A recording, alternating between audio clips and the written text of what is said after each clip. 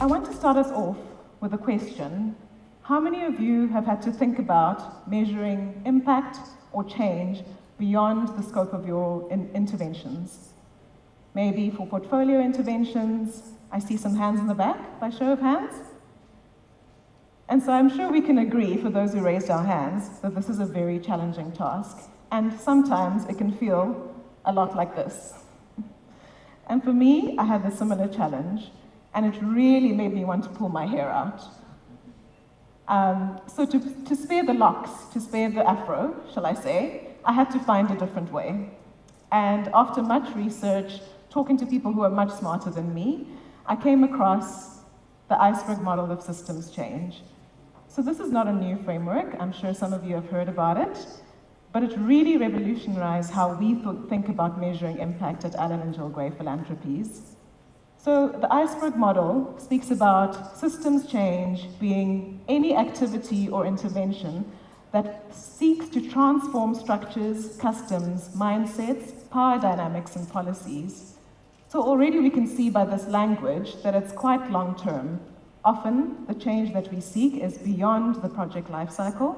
Sometimes, it's beyond the generation that we're working in. And so we have been grappling as an organization with how do we affect change beyond our programs? And we've realized through a journey that's been about 1.5 to 2 years that it really does take a village. And we have been working on strengthening the power of the collective through collaborations, through partnerships, and I hope through hearing me speak today that we can partner with you and your organizations. But before I get to the practical application of how we've used the Iceberg Model for our measurement frameworks, I'd like to just talk about the model's depiction of change through 3 levels. The most immediate change, which they term incremental change, is really about thinking through implementing programs in a better way, a more efficient way, but you're working inside the box. It's things you've already been doing, things that are day to day, and this is arguably the easiest level of change. On the flip side, the transformational change level, this is where we're talking about beyond the project lifecycle, perhaps in a different generation. And this is where we're thinking about establishing a new way of working, dismantling the status quo, changing mindsets, changing the norms, and this is how we shift the system. The middle layer is what we call transitional change. So those of you who know about the Iceberg Model, you've probably read the middle layer as structural change, which is how it's depicted in the literature.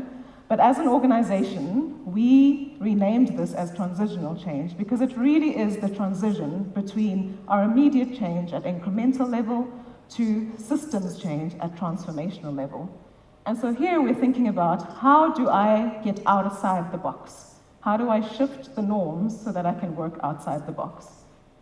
And you would have seen before the Spark Talks, a video on Allan Gray Makers, which is one of our initiatives at Allan and Gill Philanthropies, which is working with artisan entrepreneurs to help them start and grow their businesses, and ultimately to employ other South Africans to help with our unemployment crisis within the country. So thinking about Allan Gray Makers as a way of example, we really thought about change on these different levels. At incremental change level, we thought perhaps a goal might be that we want to support 3,000 of these artisan businesses to become sustainable and to grow. And having set that goal, we thought about what might be a metric that can measure this. And so we've thought about measuring their revenue. Is their revenue increasing from baseline? And are we really seeing that we're able to shift them into that sustainability and growth phase? So as I said, incremental change is the easiest to measure. And here, we're thinking about change for the few. So these are the individuals who we can select. We know their names. It's the cohort that we have direct access to. So as I said, the easiest level to measure. And this is where often people focus their efforts. But as an organization, we are challenging ourselves to think beyond this level. What would change look like if Allan Gray Makers' model was packaged and successfully communicated to others so that they can replicate in their own context? A goal that we've set for transformational change is that this proven solution, we want it to be implemented widely.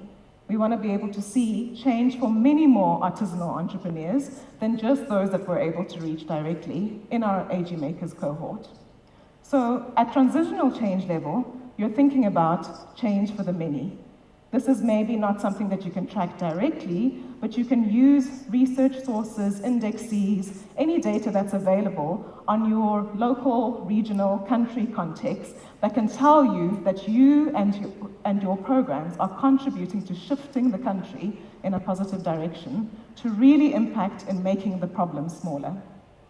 And how do we get here? The golden ticket, transitional change level. As I said, this is about figuring out which lever am I going to pull to help me influence and work with others so that we can replicate the change for many more individuals. So this is about the 4 Ps. These are partnerships, policy, practice, and purse. It's one of these levers, or perhaps a combination of these levers, that we hope to pull to really affect change in the system. And so we have to be measuring accordingly. So as an organization, our 4 key lessons that we've learned through the journey and are still learning is that 1, change that is lasting moves gradually through these levels. That measurement requires partnerships, requires a buy-in from our partners for a common goal and a common way of measuring. And that M&E teams need to think about not only incremental change, but also what are we doing at transitional level so that we can affect change for many more individuals. So why should you care? Well, I'm hoping that this talk has sparked something for you. See what I did there? But if not, I'd like to leave you with a takeaway, and that is the Iceberg Model for Systems Change has really helped us to set better, more holistic goals and metrics, and has allowed us to challenge ourselves to think about which of these 4 Ps, as I mentioned, policy, partnerships, practice, or purse, meaning money being allocated to solving the problem, which of these levers do we need to pull as an organization and as a group of partners so that we can affect change in the system? Thank you so much for listening, ladies and gentlemen.